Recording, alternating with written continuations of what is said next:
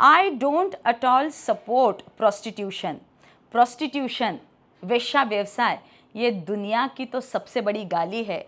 खुद को वेश्या कहलाना, इससे बड़ी गाली दुनिया में और क्या रह सकती है. गंगा जमनातल्या वारांगणांनी आम्हाला अप्रोच केलं की दीदी गंगा जमना बंद किए है, उसका नतीजा ये सामूहिक बलात्कार है. हेलो, मैं हूँ राधिका धवड़ और आज मेरे साथ नागपुर से एनसीपी अर्बन सेल प्रेसिडेंट ज्वाला धोटे जुड़ी है. A very warm welcome ma'am. नमस्कार.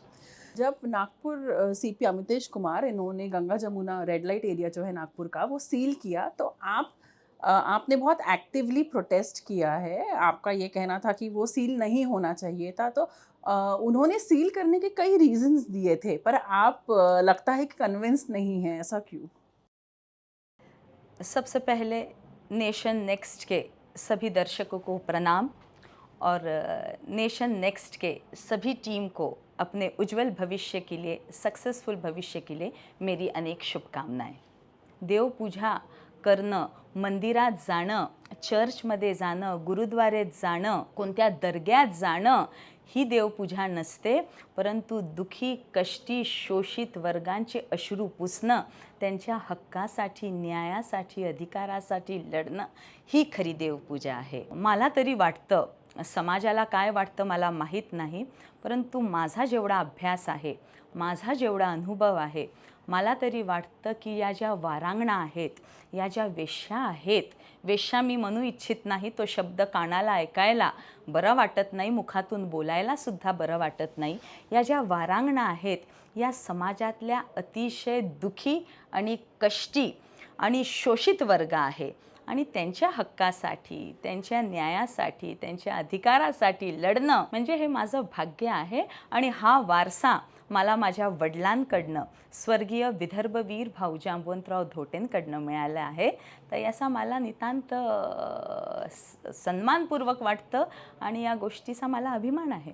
अमितेश कुमार जी ने कई सारे रीजंस दिए थे. उन्होंने कहा था कि चाइल्ड ट्रैफिकिंग हमने कम कर दी है, क्राइम उस पर्टिकुलर जोन में क्राइम भी कम हुआ है, एंड एक फील गुड एक एटमॉस्फेयर रहता है वो भी एक अच्छा हुआ है. उन्होंने नेशन नेक्स्ट के इंटरव्यू में हमें ये बात कही थी, तो उस पर आपका क्या कहना है? To be very clear and very frank, Amitesh Kumar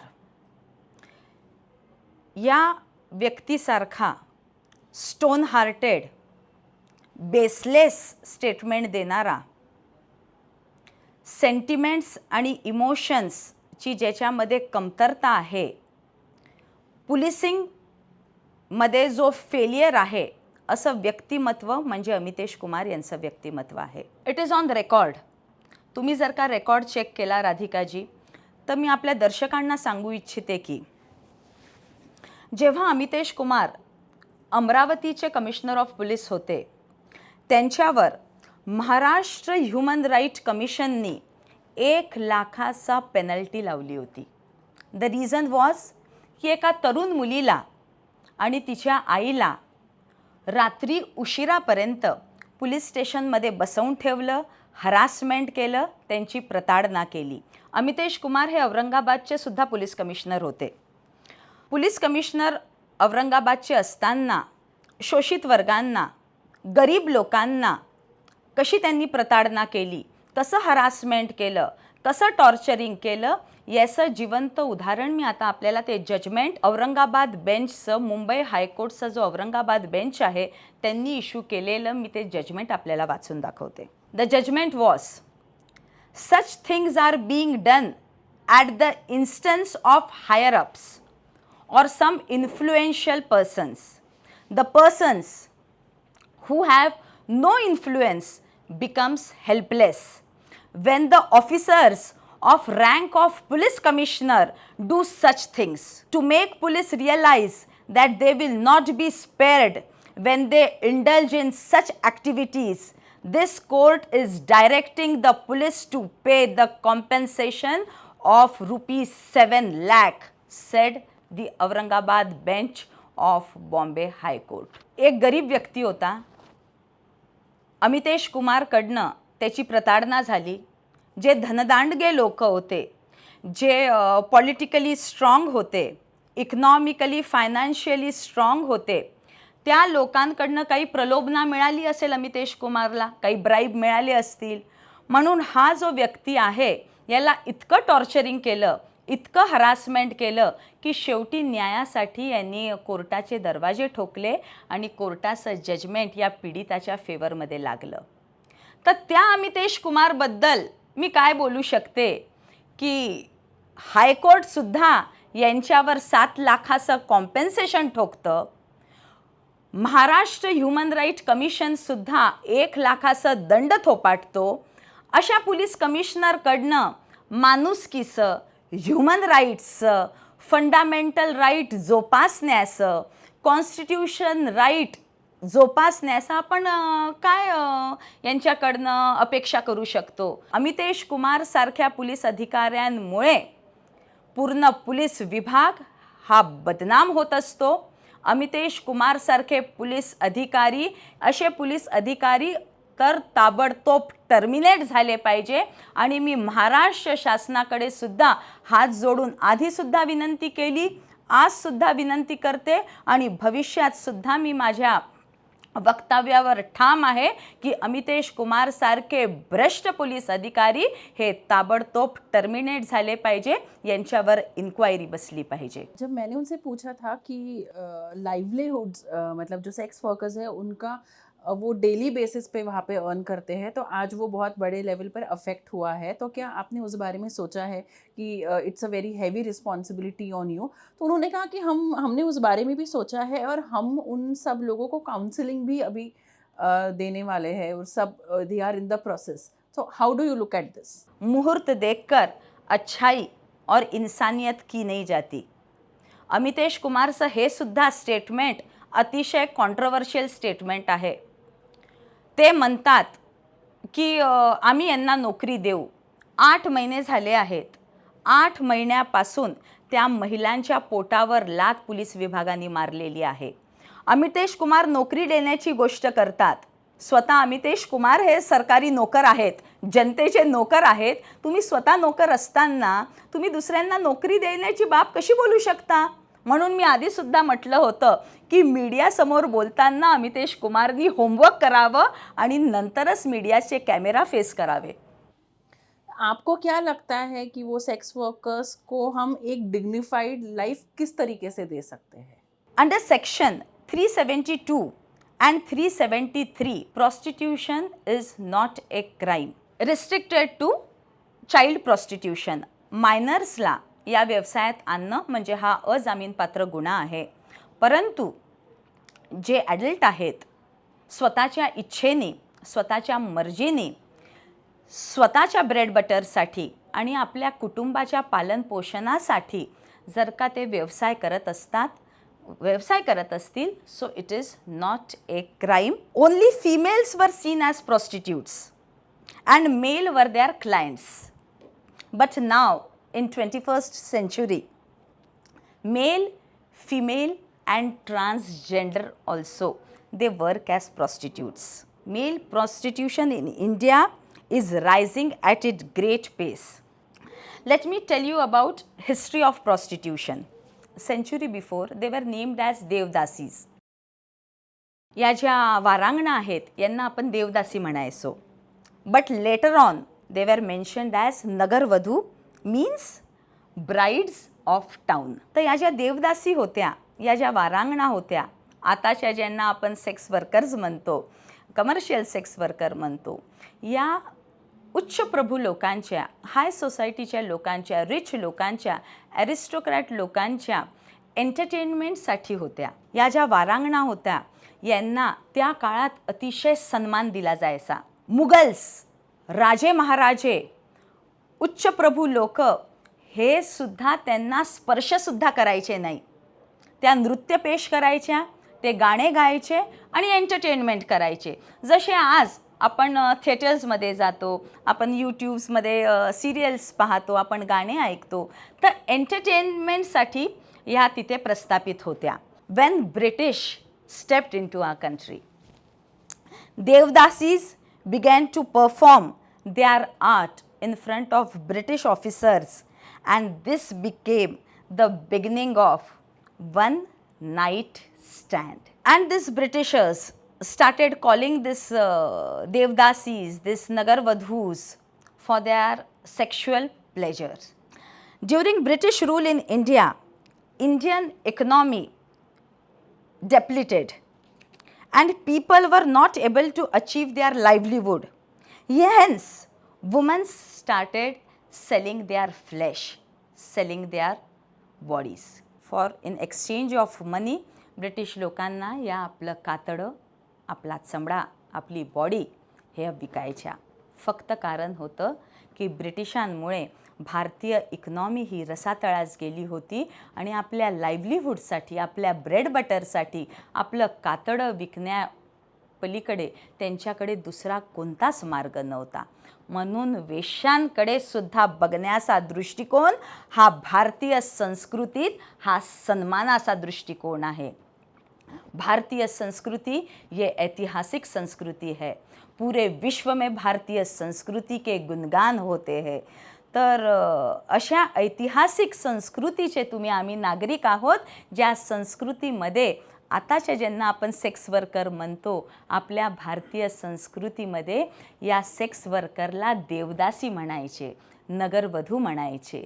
तर आपण त्या हिस्टॉरिकल इंडियाचे नागरिक आहोत, त्या ऐतिहासिक सुसंस्कृत आणि संस्कारी देशाचे नागरिक आहोत, ज्या देशामध्ये वेश्यांना सुद्धा सन्मानाचं आणि मानाचं स्थान प्राप्त झालेलं आहे. आणि या पोलीस कमिशनरकडनं मानवाधिकाराचं तर उल्लंघन झालंच आहे, ह्युमन राईट्सचं सुद्धा उल्लंघन झालेलं आहे, फंडामेंटल राईट्सचं सुद्धा उल्लंघन झालेलं आहे, मानवाधिकारचं, महिला अधिकाराचं सगळ्यांचं उल्लंघन या जनरल डायर अमितेश कुमारनी केलेलं आहे. अमितेश कुमार सारखे IPS ऑफिसर म्हणजे पुलिस विभागावर काळा धब्बा आहेत. पर उन्होंने मेरे इंटरव्यू में कहा था कि जब उन्होंने देखा कि एक 9 साल की बच्ची थी, she was sold for almost 20 lakhs, उसके बाद उसे हार्मोनल इंजेक्शंस दे के उसको बड़ा किया and that's what compelled him. वो एक ट्रिगर पॉइंट था for him to seal Ganga Jamuna. Amitesh Kumar, stop your nonsense. काही वर्षापूर्वी इकडे DCP म्हणून सुद्धा हे रुजू होते, तेव्हा त्यांना हा प्रॉब्लेम दिसला नाही. Amitesh Kumar is not first commissioner of second capital of Maharashtra Nagpur. याच्या आधी अनेक कर्तबगार, कर्तृत्ववान पोलीस कमिशनर नागपुरात आले, त्यांना ही अडचण दिसली नाही. हार्मोनल इंजेक्शन्स कोणाला दिले आहेत त्याचं काही मेडिकल सर्टिफिकेट त्यांनी तुम्हाला दाखवलं? आणि जर हार्मोनल इंजेक्शन कोणत्या लहान मुलीला दिला आहे तर ही फार घृणास्पद बाब आहे, परंतु त्याचं काही मेडिकल सर्टिफिकेट त्यांनी तुम्हाला दाखवलं का की राधिका जी ये देखिए ये मेडिकल सर्टिफिकेट है कि इस बिटिया को, इस छोटी बिटिया को हार्मोनल इंजेक्शन दिया है? प्रूफ तो हो ना. हमारा देश कायदा और कानून से चलता है और कानून ये प्रूफ मांगता है, तो आप प्रूफ तो दीजिए, मेडिकल सर्टिफिकेट तो दीजिए, डॉक्टर्स की रिपोर्ट तो दीजिए कि हार्मोनल इंजेक्शन उस छोटी बिटिया को दिया है. और अगर आप बोलते हैं कि हार्मोनल इंजेक्शन दिया है, चलो ये भी ठीक है, आपकी बात मान लेते, आप तो पागल है ही, चलो एक बार हम इस पागल की बात मान लेते हैं राधिका जी कि हार्मोनल इंजेक्शन दिया है, तो ये हार्मोनल इंजेक्शन बाजार में आते कहाँ से है? What the hello Maharashtra government is doing? देश की सरकार क्या कर रही है? ऐसे घातक इंजेक्शन, हार्मोनल इंजेक्शन इतने इजीली मार्केट में कैसे अवेलेबल होते हैं? तो आपकी पुलिस डिपार्टमेंट क्या करती है, गवर्नमेंट क्या करता है? ऐसे फैक्ट्रीज को जहाँ पे ऐसे घातक हार्मोनल इंजेक्शन बनते हैं, वो फैक्ट्रीज को सील क्यों नहीं लगाते? गंगा जमुना को सील लगाने की बजाय हार्मोनल इंजेक्शन का आप वास्ता देते हो और गंगा जमुना को सील लगाते हो, तो गंगा जमुना को सील लगाने के बजाय जो जड़ है, जड़ को मिटाइए. ऐसी कौन सी फैक्ट्रीज है, ड्रग्स की ऐसी कौन सी फैक्ट्रीज है देश में और महाराष्ट्र में जहाँ पे ऐसी हार्मोनल इंजेक्शन बनती है? तो वहाँ पे बैन लगाइए, उन फैक्ट्रीज को सील कीजिए. महाराष्ट्र गवर्नमेंट ने इसमें देखना चाहिए, सेंट्रल गवर्नमेंट में इसने देखना चाहिए. So this is all nonsense. खुद की अकार्यक्षमता, खुद की कमजोरियां। नागपुर शहर ये पहले क्राइम सिटी करके प्रसिद्ध हुआ था, कुप्रसिद्ध हुआ था, मगर अमितेश कुमार के रेजिम में नागपुर शहर ये मर्डर सिटी करके लेबलाइज्ड हुआ है। तो खुद की अकार्यक्षमता, खुद की वीक पुलिसिंग को छुपाने के लिए, जनता का माइंड डाइवर्ट करने के लिए ये गंगा जमुना जैसा भूत अमितेश कुमार ने खड़ा किया है। पर भी हाल ही में नागपुर पुलिस का ही ये उन्होंने डिक्लेयर किया था, बताया था कि फरवरी ये मंथ मर्डर फ्री था नागपुर में, तो ये बहुत बड़ा एक अचीवमेंट है। फार हास्यास्पद है। इससे बड़ी हंसने वाली बात और दुर्दैव और शोकांतिका कुछ हो नहीं सकती कि नागपुर पुलिस को जनता के सामने सर्टिफिकेट रखना पड़ता है कि फरवरी महीने में एक मर्डर भी नहीं हुआ। अब की बार 100 के पार 80 to 90 मर्डर्स हुए हैं नागपुर शहर में during regime of Amitesh Kumar. खुद की अकार्यक्षमता छुपाने के लिए ये ऐसे सर्वे वो सोशल मीडिया में आगे लाते हैं। अमितेश कुमार से मैं खुला सवाल करती हूँ आपके चैनल के थ्रू राधिका जी, कुछ दिन पहले की फरवरी महीने की बात है, ये जो फरवरी महीने का वास्ता देते हैं अमितेश कुमार की फरवरी महीने में एक भी मर्डर नहीं हुआ, तो उस फरवरी महीने की ही मैं आपको एक घटना बताती हूँ। एक माइनर लड़की, एक अल्पवयीन लड़की, एक छोटी लड़की, मेरे ख्याल से 16-17 साल की, एमडी की नशा देकर जिन्होंने उस पर सामूहिक बलात्कार किया 8-10 लड़कों ने, उन लोगों ने भी एमडी का सेवन किया था और उस लड़की को भी एमडी खिलाई थी। MD is ban in India, MD is ban in Maharashtra. What the hello Nagpur police commissioner is doing in this case? आपका पुलिस विभाग क्या कर रहा है अमितेश कुमार? आपका नारकोटिक विभाग क्या कर रहा है?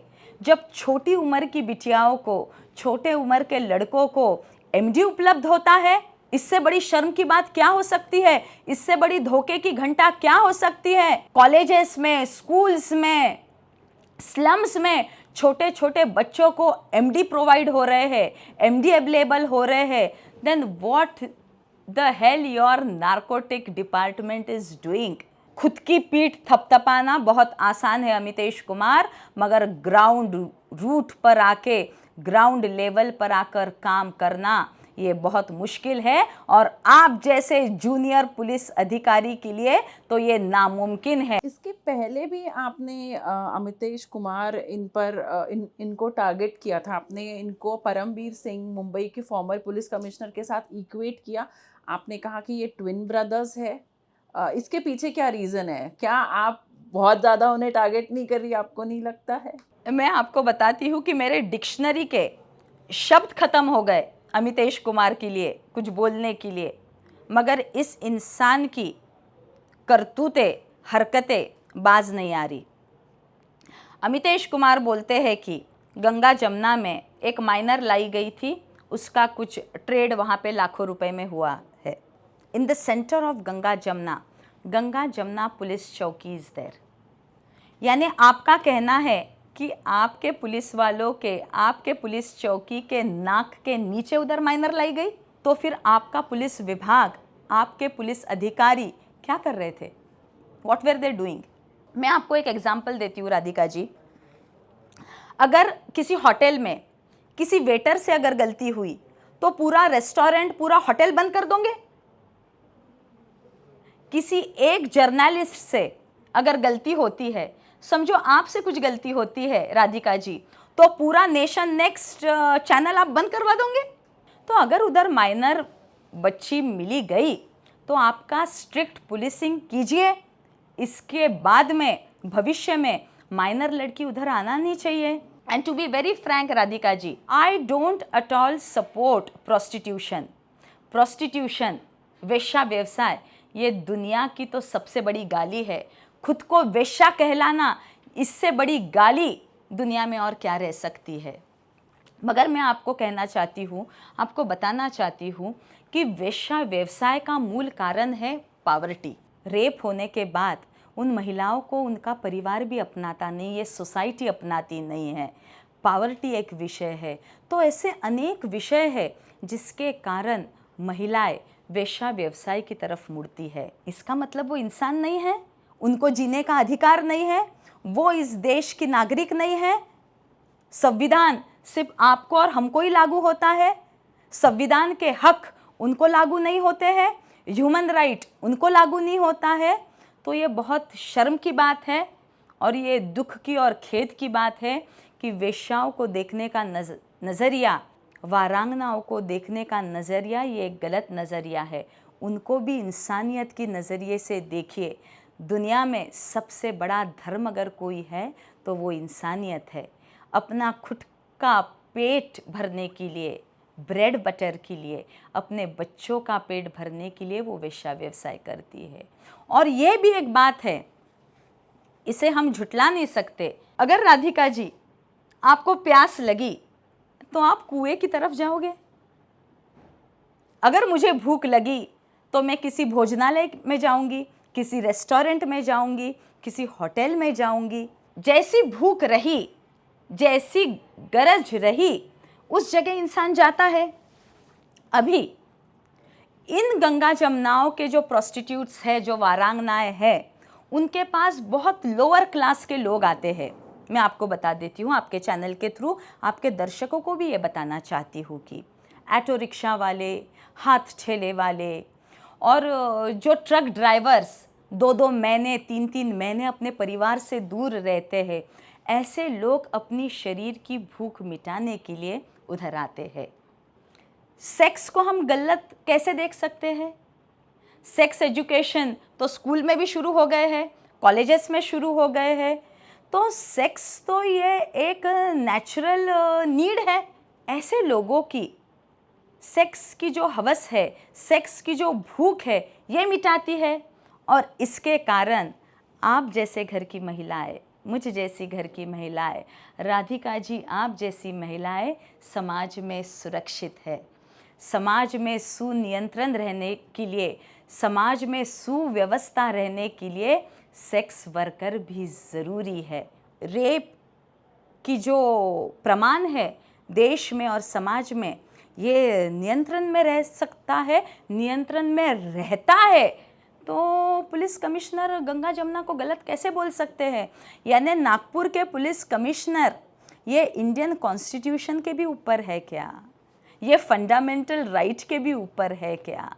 तो ये प्रश्न नेशन नेक्स्ट ने अपने अगले इंटरव्यू में जनरल डायर अमितेश कुमार को पूछना चाहिए। आपका एक रिमार्क था जिसने काफ़ी कंट्रोवर्सी क्रिएट की। आपने कहा था कि जिन लोगों को अपनी सेक्सुअल नीड्स को पूरा करना है, उन्होंने प्रोस्टिट्यूट सेक्स वर्कर्स के पास जाना चाहिए और उनको रेप करो, ना कि कल्चर्ड औरतों को। तो ये रिमार्क को आप थोडा क्लॅरिफाय कर सकते हैं?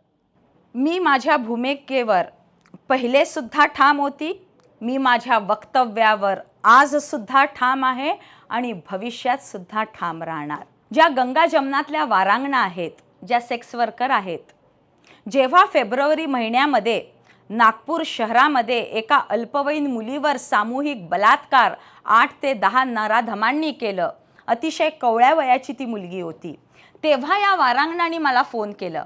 तेव्हा त्या गंगा जमुनातल्या वारांगणांनी आम्हाला अप्रोच केलं कि दीदी गंगा जमुना बंद किए हैं, उसका नतीजा ये सामूहिक बलात्कार है। अगर आपको आपके शरीर की भूख मिटानी है तो हमारे पास आइए, जो कुछ भी शोषण करना है हमारा कीजिए, मगर छोटी छोटी बच्चियों पर, छोटी छोटी लड़कियों पर, मासूम बिटियाओं पर, इन पर अन्याय मत कीजिए। मेरी वारांगनाएं माता बहनों का ये स्टेटमेंट तो अवार्ड देने जैसा है कि इतना बड़ा स्टेटमेंट उन्होंने दिया है।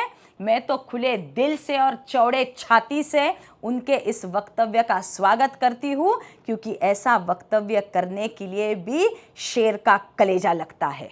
8 महीने हो गए, गंगा जमुना अगर अभी शुरू नहीं हुआ तो आपका आगे का क्या प्लान है? 9 महिने झाल्यावर बाळ सुद्धा आईच्या पोटात थांबत नसते। हमारा अंत मत देखिए।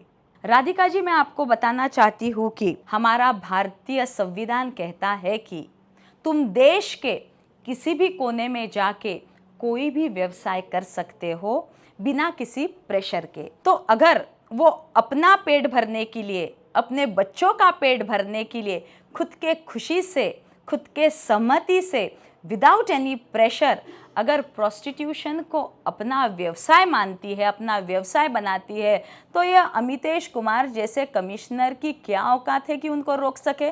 अमितेश कुमार भारतीय संविधान के ऊपर नहीं है, अमितेश कुमार भारतीय कानून के ऊपर नहीं है, भारतीय संस्कृति के ऊपर नहीं है, भारतीय लॉ के ऊपर नहीं है, ह्यूमन राइट और वुमेन राइट के ऊपर अमितेश कुमार नहीं है। आप एनसीपी की लीडर है और एनसीपी महाविकास आघाड़ी का एक पार्ट है, तो आपने ओपनली बहुत ज़्यादा नागपुर गार्डन मिनिस्टर नितिन राउत या फिर स्टेट होम मिनिस्टर इनको भी एनसीपी के इनको भी आपने क्रिटिसाइज़ किया है। राधिका जी, मैं आपको बताना चाहती हूँ कि एक एनसीपी की कार्यकर्ता होने के पहले ज्वाला धोटे विदर्भ के शेर की, विदर्भ वीर भाऊ जांबुवंतराव धोटे की बेटी है, ये आप भूल नहीं सकते।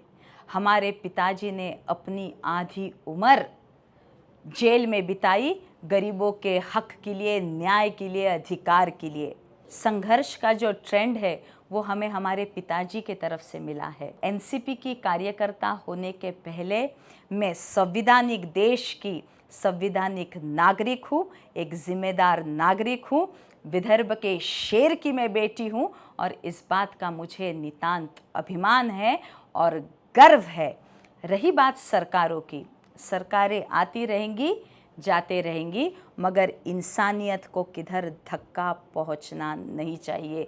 किसी के न्यायिक हक को, किसी के संवैधानिक हक को कहाँ पे धक्का पहुंचना नहीं चाहिए। और रही बात एनसीपी की, I have criticised home minister for all this action. तो सही बात है, इसका मतलब तो यह है कि मैं मेरे पक्ष की एक ईमानदार कार्यकर्ता हूँ कि अगर गलती हुई तो मेरे पक्ष को भी मैं अपनी गलती दिखाती हूँ। मेरे पार्टी का गृह मंत्री रहने के बावजूद भी मैं ऑब्जेक्शन लेती हूँ कि पार्टी का गृह मंत्री की यहाँ गलती हो रही है, इस पर आप ध्यान दीजिए। तो मुझसे ज़्यादा ईमानदार पार्टी का कोई पदाधिकारी, पार्टी का वर्कर कौन हो सकता है। और मराठी में कहा जाता है, निंदकाचे घर असावे शेजारी। तो जो निंदा हुई है महाराष्ट्र सरकार की, महाविकास आघाड़ी सरकार की, जो कुछ भी हमने उनका निषेध किए हैं, इससे उन्होंने सुधरना चाहिए। और रही बात होम मिनिस्टर जी की, तो मेरे उनसे बहुत पारिवारिक संबंध है माननीय वळसे पाटिल साहब से। मैं उनका नितांत आदर और सम्मान करती हूँ। वो बहुत ही सुलझे हुए और ईमानदार व्यक्ति है। मगर एक बात मुझे उनकी खटक गई राधिका जी, कि कुछ दिन पहले वो नागपुर में आए और उनका जो टूर था वो टूर सिर्फ था रिबन काटने का। एनसीपी के जनसंपर्क कार्यालय के उन्होंने इनॉग्रेशन किए, रिबन काटे और निकल गए 8 महीने से ये महिलाएं अपने न्याय और हक के लिए लड़ रही है। आज वो भूखी है, आज वो प्यासी है। उन वारांगनाओं के जो बच्चे हैं उनकी स्कूल छूट गई है, उनकी पढ़ाई छूट गई है, मरता क्या न करता, ऐसी नौबत उन पे आ गई है। तो इस गंभीर इशू को, इस सेंसिटिव इशू को नज़रअंदाज करके, इसको पीठ दिखा के रिबन काट के गृह मंत्री निकल जाते हैं। इससे मेरे दिल को बहुत ठेस पहुंची। इसलिए जागतिक महिला दिवस के दिन मैंने गृह मंत्री का, महाविकास आघाड़ी का, पालक मंत्री का और पुलिस कमिश्नर का जाहिर निषेध किया। और आपने ये भी कहा था कि इससे अच्छा तो प्रीवियस गवर्नमेंट थी बीजेपी की। सही बात है। माजी मुख्यमंत्री देवेंद्र फडणवीस साहब की शुक्रगुजार हूँ कि उनके रेजिम में इन सेक्स वर्कर्स पर भूखा मरने की नौबत देवेंद्र फडणवीस जी के गवर्नमेंट में, उनके कार्यकाल में आई नहीं। इस बात के लिए मैं देवेंद्र फडणवीस जी की शुक्रगुजार हूँ, मैं उनकी आभारी हूँ। आपको मैं बता दूँ, अमितेश कुमार जी बोलते हैं कि गंगा जमुना बंद किए इसलिए नागपुर का क्राइम रेट कम हो गया, मर्डर कम हो गया। अरे कितनी दुर्दैव की बात है कि पुलिस ऑफिसर, एक आईएएस ऑफिसर ऐसे स्टेटमेंट देता है। Just verify this statement. हमारे पिताजी नागपुर के 11 साल सांसद थे। केंद्रीय मंत्री माननीय गडकरी जी ने, उन्होंने इस वक्तव्य का क्लैरिफिकेशन देना उनको पटा है। ये जो स्टेटमेंट अमितेश कुमार ने दिया है, do Nitin Gadkari ji is agree with this statement? पहले के किसी सांसद ने तो ऐसा बोला नहीं कि गंगा जमुना के कारण नागपुर में क्राइम बढ़ रहा है। किसी लोक प्रतिनिधि ने अभी तक स्टेटमेंट दिया नहीं कि गंगा जमुना के कारण नागपुर शहर में क्राइम बढ़ रहा है। विपक्ष के नेता माननीय फडणवीस साहब, इनके पास ही गृह विभाग था, होम डिपार्टमेंट ये फडणवीस साहब के पास था और वो तो नागपुर का प्रतिनिधित्व करते थे। He was CM of Maharashtra. उन्होंने कभी ऐसा स्टेटमेंट दिया नहीं। माननीय खासदार, माननीय सांसद नितिन गडकरी जी से है कि आप इस भूमिका पे आपका क्या मत है? अमितेश कुमार जो पुलिस कमिश्नर है वो बोलते हैं कि नागपुर में जो कुछ क्राइम होता है, जो कुछ मर्डर होते हैं, गंगा जमुना के कारण होते हैं। और ये अभी का आया हुआ बिहारी इंसान ये बोलता है कि नागपुर उपराजधानी में जो कुछ भी क्राइम होते हैं गंगा जमुना के कारण क्राइम होते हैं। What a shame on this statement! What is this nonsense? What kind of statement you are delivering in front of media? Amitesh Kumar, इनकी पूरा काम करने की जो पद्धत है, इनकी काम करने का जो स्टाइल है, ये सब संशयास्पद है। ये शक की घेरे में आता है अमितेश कुमार का पूरा ये जो गंगा जमुना सील उन्होंने की है।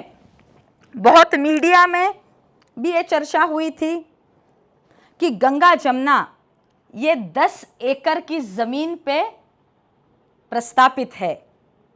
पहले गंगा जमुना ये शहर के बाहर आता था, मगर जैसा जैसा अर्बनाइजेशन हुआ, जैसा जैसा शहर बढ़ते गया, आज गंगा जमुना ये शहर के मध्य भाग में आ गया है, सेंटर में आ गया है। ज़मीन के भाव तो गगन चूम रहे हैं, ये आप और हम सभी को पता है। तो उस ज़मीन पर कुछ बिल्डर लॉबी की नज़र है। तो अमितेश कुमार ने जो सुपारी ली है गंगा जमुना खाली करने की, चोर कभी अपने ज़बान से बोलेगा क्या मैं चोर हूँ? जब तक 3rd डिग्री गिरती नहीं ना, अच्छे अच्छे माफिया बदमाश लोग सीधे होते नहीं। जब अमितेश कुमार पे 3rd डिग्री गिरेंगी ना, तब दूध का दूध और पानी का पानी पूरी जनता के सामने आ जाएगा। Thank you so much. Thank you so much Radhika ji. Police station में करप्शन होता है। अगर कोई पुलिस अधिकारी, कोई पुलिस ऑफिसर अगर करप्शन करता है तो पूरा का पूरा नागपुर शहर के पुलिस स्टेशन आप सील कर दोगे क्या? अमितेश कुमार का ऑफिस भी आप सील कर दोगे क्या? So every action has equal and opposite reaction. ये जो दुखी, शोषित और डिप्रीव्ड महिलाओं पर जो अन्याय हुआ है, इसका रिएक्शन अमितेश कुमार को भविष्य में भुगतना पड़ेगा। स्वर्ग लोक की अप्सराएं उर्वशी, मेनका, रंभा इस समाज को चलती है। जो देवलोक है उनके मनोरंजन के लिए स्वर्ग लोक की जो अप्सराएं थी वो भी देवदासी थी। तो हमारे समाज को अप्सराएं चलती है, मगर गंगा जमुना की दुखी वारांगनाएं नहीं चलती। सेक्स को हम बुरी तरह से कैसे देख सकते हैं? It is natural need. हाँ, सेक्स ये एक नेचुरल ज़रूरत है, ये एक नैसर्गिक ज़रूरत है।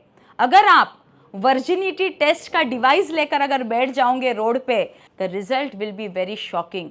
सो जो 18 साल के ऊपर है, महिला रहो पुरुष रहो 21 साल के ऊपर, they have right to choose their profession. तो अमितेश कुमार ये संवैधानिक अधिकारों पे पांव डाल रहे हैं। अमितेश कुमार ये इंडियन कॉन्स्टिट्यूशन को पैरों तले रोंग रहे हैं। अमितेश कुमार सुप्रीम कोर्ट की ऑर्डर को पांव तले रोंग रहे हैं। और अमितेश कुमार ह्यूमन राइट, मानव अधिकार, महिलाओं के अधिकार, इसको भी पांव तले रोंग रहे हैं। Subscribe to Nation Next YouTube channel and press the bell icon to get regular updates from Nation Next. Also like Nation Next Facebook page and follow us on Instagram and Twitter.